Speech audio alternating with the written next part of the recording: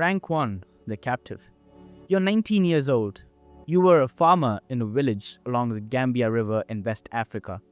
You grew millet and groundnuts. You had a wife. You were expecting your first child. One morning, raiders arrived. Not Europeans. Other Africans armed with muskets traded from European merchants on the coast. They burned the village, killed the men who fought, took the rest. You were chained at the neck to 11 other men and marched 200 miles to the coast. The march took 3 weeks. 2 men in the chain died walking. They were unchained and left on the trail. At the coast, you were held in a stone fort built by the Portuguese a century earlier. A dungeon beneath the fortress. No light. The floor was wet. You could hear the ocean through the walls. A European man examined you, opened your mouth, checked your teeth, squeezed your arms. You were branded on the chest with a hot iron. The symbol was a company logo. You were cargo now. You were loaded onto a ship, below deck, chained in rows so tight your shoulder touched the person on each side. The crossing took 68 days. The smell was beyond language. Urine, feces, vomit, death. People chained next to corpses for hours before anyone came to remove them. Roughly 15% of captives died during the Middle Passage. On some ships, it was 30%. You survived, not because you were strong, because the mathematics of death chose someone else. You arrive in Charleston, South Carolina. You were washed, oiled, dressed in clothes you'd never worn, and walked onto a wooden platform in front of a crowd of white men who bid on you the way your village bid on livestock. You were sold for $800. You didn't understand the language. You didn't know where you were. You didn't know if your wife was alive. You would never find out. Rank 2, field hand. The plantation grows cotton, 600 acres. There are 74 enslaved people. You are at the bottom, a field hand.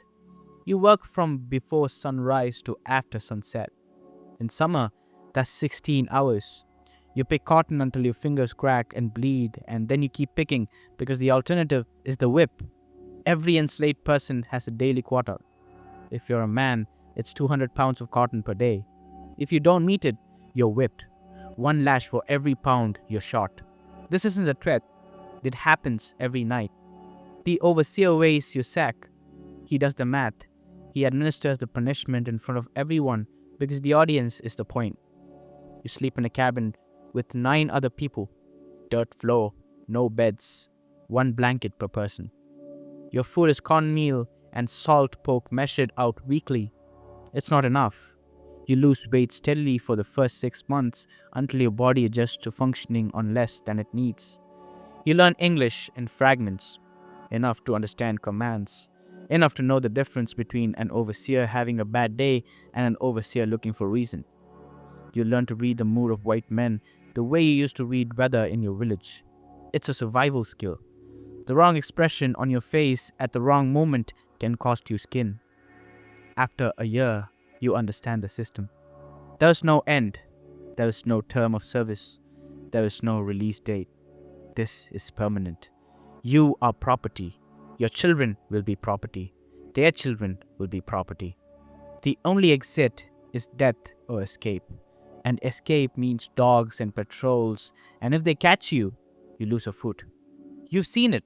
A man named James tried to run in October. They brought him back in 3 days. The overseer cut off his right foot with an axe in front of the assembled enslaved population. James lived. He works the cotton gin now, on 1 foot, for the rest of his life. You pick cotton. You meet your quota. You survive one day so you can survive the next. That's the entire scope of your existence.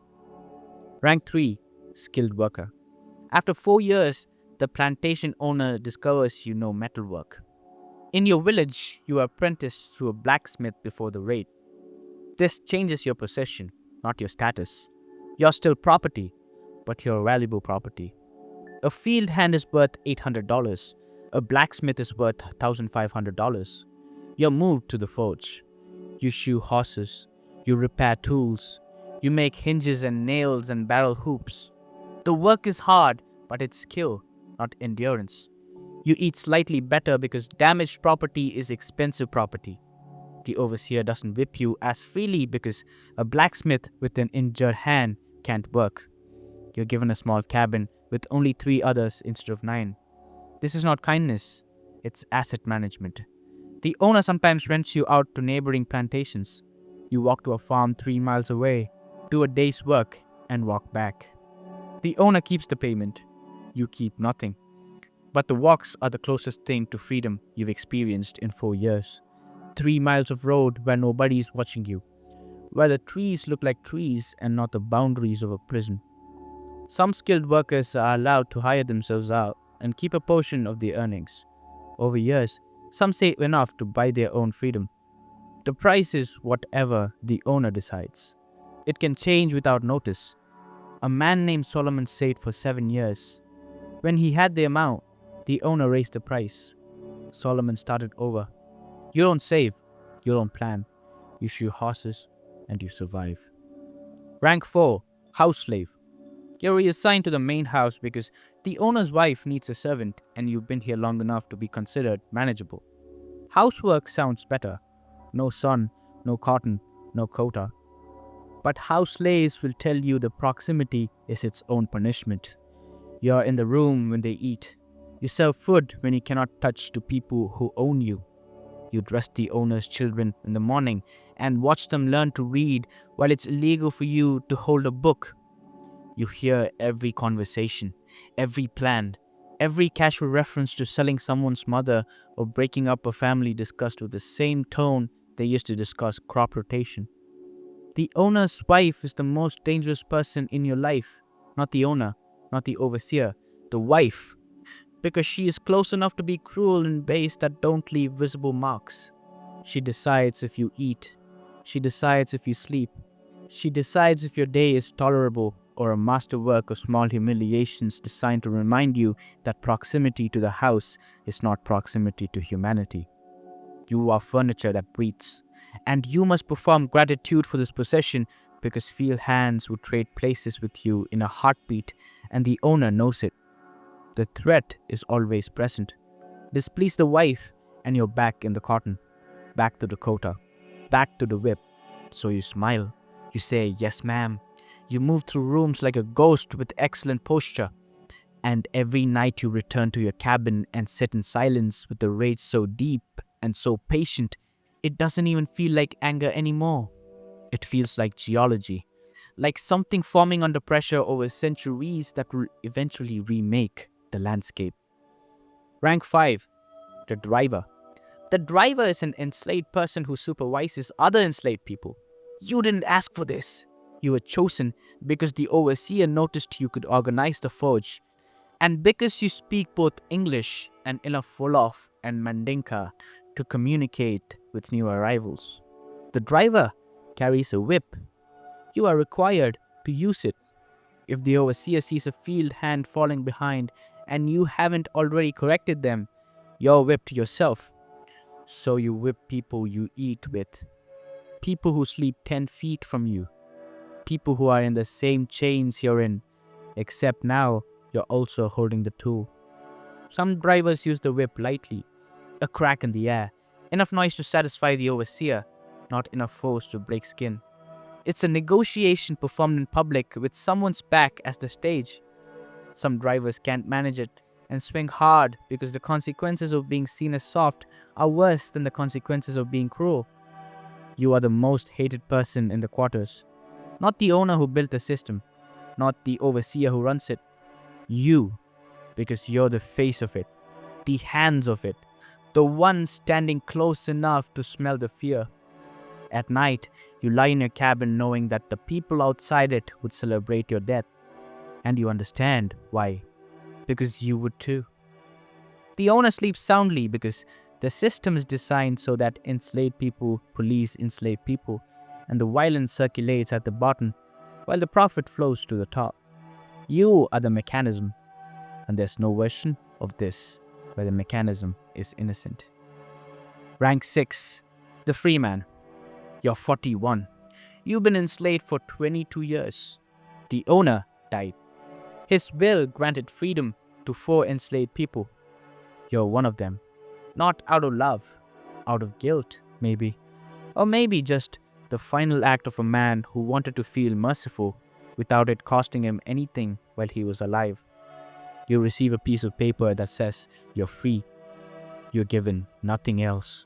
No money, no land, no tools, no education, no documentation beyond this single page that could be challenged by any white person at any time. Free black people in the South live in constant danger. You can be kidnapped and sold back into slavery. It happens regularly. Solomon Northup was a free man in New York. He was drugged, kidnapped, and enslaved for 12 years in Louisiana before being rescued. You carry your freedom paper inside your shirt at all times. You sleep with it. You never let it get wet. If it's destroyed, you have no proof. And no proof means no freedom. You find work as a blacksmith in a nearby town. You're paid, but less than a white blacksmith doing the same work. You rent a room. You eat food you choose. You walk where you want.